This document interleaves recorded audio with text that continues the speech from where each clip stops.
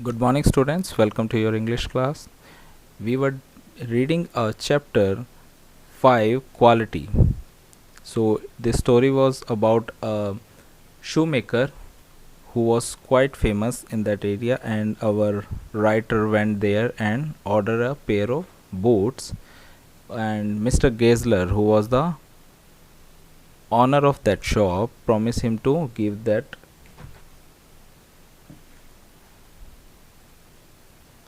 pair of shoes in 2 weeks, a fortnight, or we can say 2 weeks.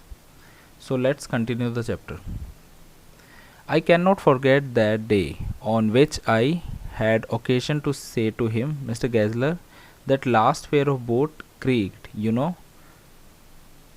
So इसमें कह रहे हैं कि जो हमारा राइटर है उसे वो दिन याद है, वो ऐसा दिन था जो वो भूल नहीं सकता था, जब काफ़ी ओकेजनली, मतलब ऐसा मौका कभी आता नहीं है। तो उन्होंने कहा, जब उन्हें मिस्टर गेज़लर से ये कहना पड़ा कि मिस्टर गेज़लर, जो आपने लास्ट पेयर, मतलब जो लास्ट जोड़ी बूट बनाए थे मेरे लिए, वो क्रीक्ड है, मतलब उनमें से आवाज़ आ रही है, कि मतलब थोड़ा सा बेंड होने पे उसमें से जैसे चमड़ी रगड़ने पे आवाज़ आती है वैसी आवाज़ आ रही है।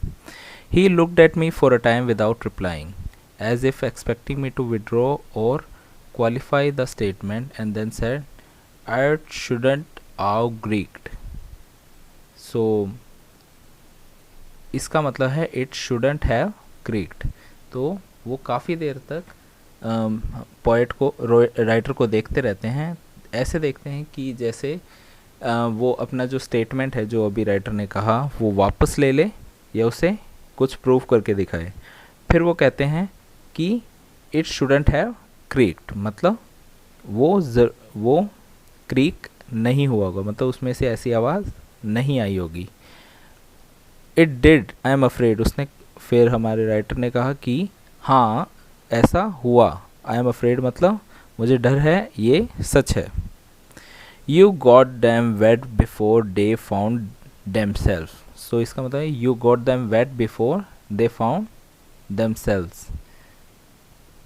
सो वो कहते हैं कि क्या शायद तुमने उन्हें भिगा दिया होगा उनका सेट होने से पहले, मतलब उन्हें ढंग से यूज़ करने से पहले तुमने उसे शायद भिगा दिया होगा। I don't think so.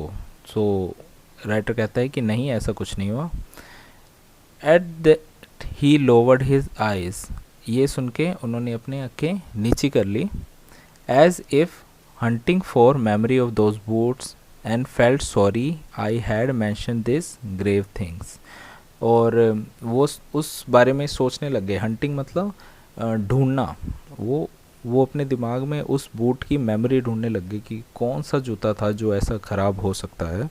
And felt sorry I had to mention this grave thing, और वो सॉरी फील करने लग गए क्योंकि जो राइटर है उसे ऐसा बताना पड़ा कि ग्रेव मतलब बुरी चीज़ बतानी पड़ी उनके शूज़ के बारे में।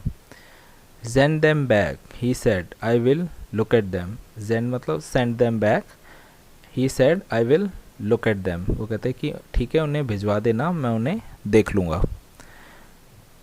जोम बोट्स, सो इसका मतलब है some boots, he continued slowly, are bad from birth. If I can do nothing with them I take them off your bill. वो कहते हैं कि कुछ जो बूट होते हैं वो शुरुआत से ही उनके मतलब कुछ प्रॉब्लम होती है, फ्रॉम बर्थ, जैसे ही बनाते हैं तब से कुछ उसमें प्रॉब्लम होती है। वो कहता है अगर मैं उनसे सही नहीं कर पाया तो तुम एक काम करना, पैसे वापस ले लेना। Take them off your bill मतलब पैसे वापस ले लेना।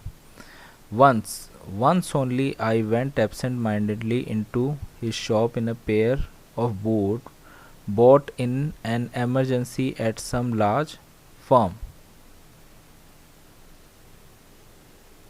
So once मतलब एक बार, सिर्फ एक बार उन्हें क्या हुआ, absent-mindedly मतलब उनका ध्यान कहीं और था, काफ़ी अपसेट माइंड से वो शॉप में गए।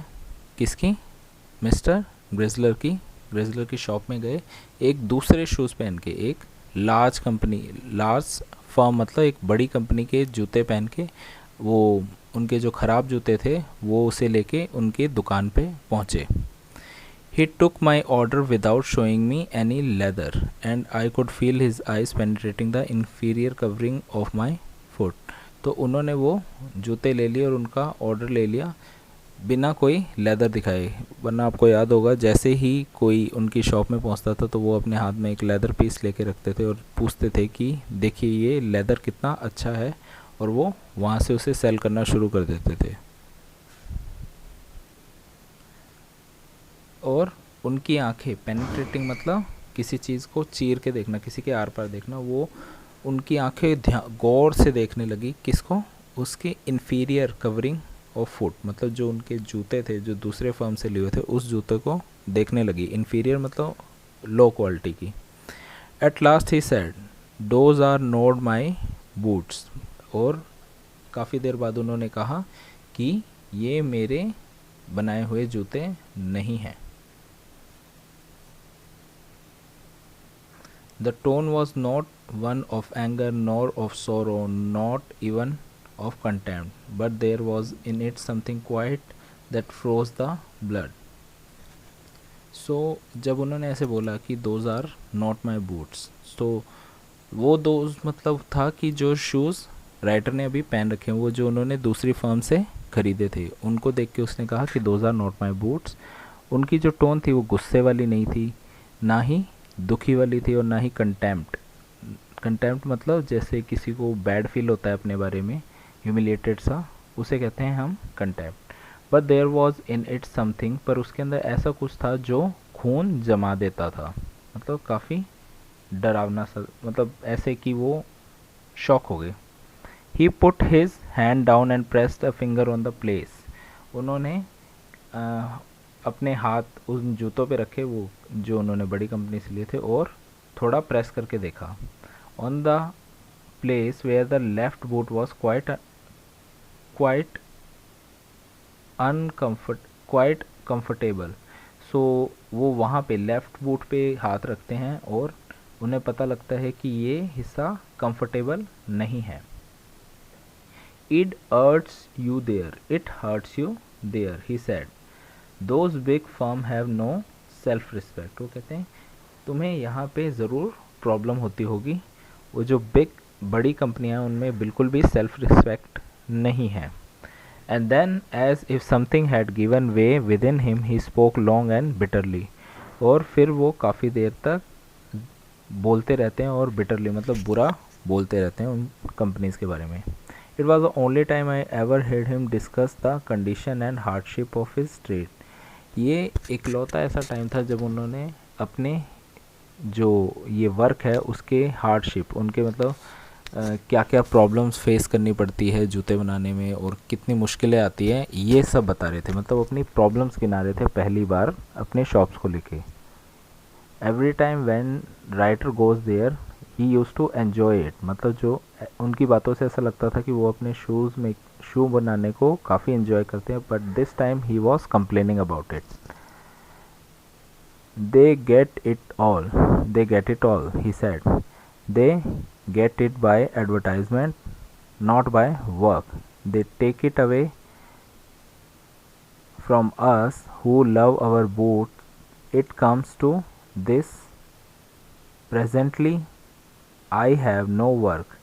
Every year it get less. तो वो कहते हैं कि they get it all, उन्हें ही सब मिलता है, गिने बड़ी कंपनियों को। he said. They get it by advertisement. उन्हें इतने लोग कैसे, उनकी इतनी कमाई कैसे होती है? एडवर्टाइजमेंट की वजह से। नॉट बाय वर्क, उनका काम अच्छा नहीं होता, उन्हें सिर्फ एडवर्टाइजमेंट के फ़ायदे मिलते हैं। They take it away from us, वो हमसे हमारा सब छीन रहे हैं। हु लव आवर बूट्स, जो हमारे जूते पसंद करते हैं उन लोगों को हमसे वो छीन रहे हैं। It comes to this, presently I have no work. और अब ऐसा टाइम आ गया है कि अब मेरे पास बिल्कुल काम नहीं है। लोग उनसे शूज़ नहीं बनवा रहे थे। Every year it get less, हर साल ये कम होता जा रहा है, मतलब हर साल लोग उनके पास आने कम हो रहे हैं, क्योंकि लोग कहाँ जा रहे थे? बड़ी बड़ी कंपनियों के शूज़ लेने जा रहे थे। And looking at his lined face I saw things I had never notice before. bitter things and bitter struggle, and what a lot of grey hairs there seemed suddenly in his red beard. और फिर उस जो writer है तभी उनका ध्यान उनके चेहरे पे पड़ा, मिस्टर ग्रिजलर के चेहरे पे, लाइंड फेस मतलब झुर्रियों वाले चेहरे पे, और उन्हें काफ़ी ऐसी चीज़ें दिखाई दी जो पहले नहीं दिखती थी। Bitter things and bitter struggle मतलब बुरी कड़वी चीज़ें और कड़वे स्ट्रगल, स्ट्रगल मतलब जो उन्होंने हार्डशिप झेली है अभी तक। What a lot of grey hairs, उन्होंने पहली बार नोटिस किया कि मिस्टर जो ग्रेजलर हैं उनकी जो लाल दाढ़ी है उनके बीच में अब सफ़ेद बाल आ चुके हैं, मतलब वो काफ़ी बूढ़े हो चुके हैं। As best as I could I explain the circumstances of those ill omened boots, but his face and voice made so deep an impression that during the next few minutes I ordered many pairs. So ये धीरे तो जो हमारे writer हैं वो बताने लगे, उनके हाँ में हाँ मिलाने लगे और उन जूतों के बारे में बुराई करने लगे कि हाँ वो कंपनी वाले जूतों में क्या क्या प्रॉब्लम होती है।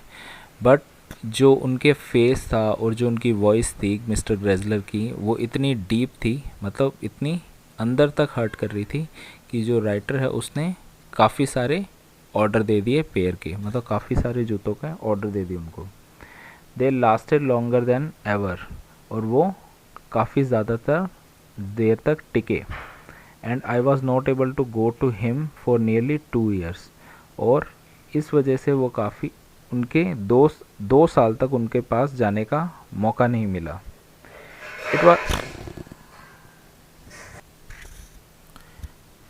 It was many months before my next visit to the shop, और कई महीनों बाद उन्हें उस शॉप पे जाने का मौका मिला क्योंकि उनके जूते तो ख़राब हो ही नहीं रहे थे। This time it appear to be his elder brother handling a piece of leather, पर इस टाइम मिस्टर ग्रेजलर नहीं थे, उनके बड़े भाई थे जो लेदर को हैंडल कर रहे थे, उनके हाथ में लेदर था। So we conclude our chapter here, मतलब हम आज के लिए यहीं तक करेंगे and we will continue the chapter in the next video. So complete the question answer and submit to your English teacher, to your subject teacher, and thank you and have a nice day.